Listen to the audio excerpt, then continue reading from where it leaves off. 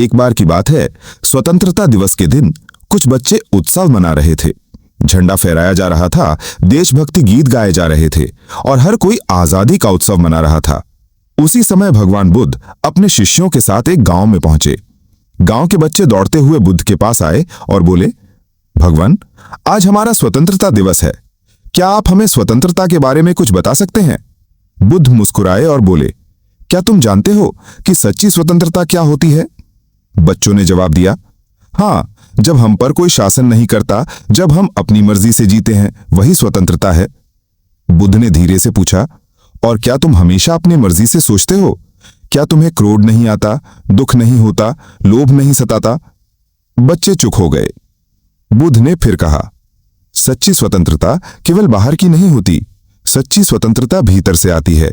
जब हमारा मन हमारे वश में होता है, जब हम क्रोध, लालच, मोह और अहंकार से मुक्त होते हैं, तभी हम वास्तव में स्वतंत्र होते हैं। यह सुनकर गांव के लोग भी एकत्र हो गए। बुद्ध ने सभी को संबोधित करते हुए कहा, जिस प्रकार एक देश गुलामी से आजाद होकर स्वतंत्र होता है, उसी तरह व्यक्ति को भी अपने भीतर के अज्ञान और विकारों से मुक्त होना पड़ता है। जो व्यक्ति अपने विचारों, इच्छाओं और भावनाओं का स्वामी बन जाता है, वही सच्चा स्वतंत्र होता है। फिर बुद्ध ने एक उदाहरण दिया। मान लो एक आदमी को सोने की जंजीर से बांधा गया है और दूसरे को लोहे की जंजीर से। दोनों जंजीरें बंधन ही हैं, चाहे वे सोने की हों या लोहे की। इसी तरह अच्छे विचारों का भी मोह हो सकता है यदि वे तुम्हें बांधने लगें। बुद्धिमत्ता यह है कि तुम हर प्रकार के बंधन को पहचानो और उससे मुक्त हो जाओ। गांव के प्रधान ने पूछा, हे तथागत, क्या हर कोई इस आंतरिक स्वतंत्रता को प्राप्त कर सकता है? बुद्ध ने उत्तर दिया, हाँ, लेकिन इसके लिए सतत साधना चाहिए, ध्यान, करुणा और सही दृष्टिकोण। जब व्यक्ति अपने मन का स्वामी बन जाता है तो ना कोई उसे गुलाम बना सकता है, न ही कोई शासक उसे नियंत्रित कर सकता है।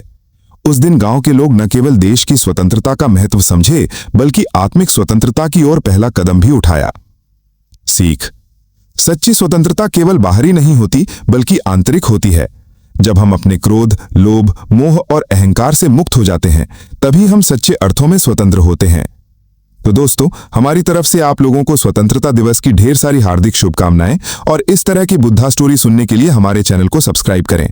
नमो बुद्धाय।